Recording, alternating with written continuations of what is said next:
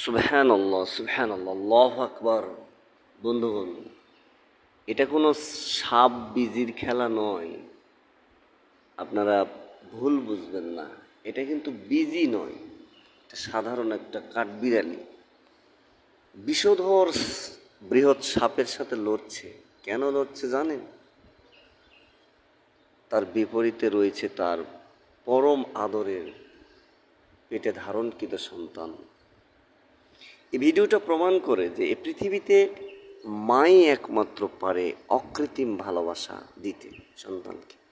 মায়ের ভালোবাসার মধ্যে কোনো খাদ নেই, নিখাদ অকৃত্রিম ভালোবাসা, কোনো স্বার্থ নেই।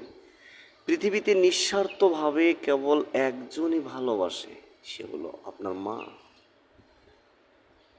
দেখুন তো, একটা অবলা প্রাণী, ছোট্ট একটা প্রাণী কাঠবিড়ালি, ও সাপটা কিন্তু তাকেও খেয়ে ফেলতে পারে, কিন্তু তার মনের কি জোশ, মনের মধ্যে কি কনফিডেন্স, সে কোনো কিছুকে পরোয়া করছে না, তার সাথে নিরবিচ্ছিন্ন যুদ্ধ করে যাচ্ছে শুধুমাত্র তার সন্তানকে রক্ষা করার জন্য। আল্লাহু আকবার, আল্লাহু আকবার। রব্বির হামহুমা কামা রাব্বায়ানি সগীরা, কুর রব্বির হামহুমা কামা রাব্বায়ানি সগীরা। আপনি ভাবুন তো, তার সন্তান কত বড় বিপদে পড়েছে।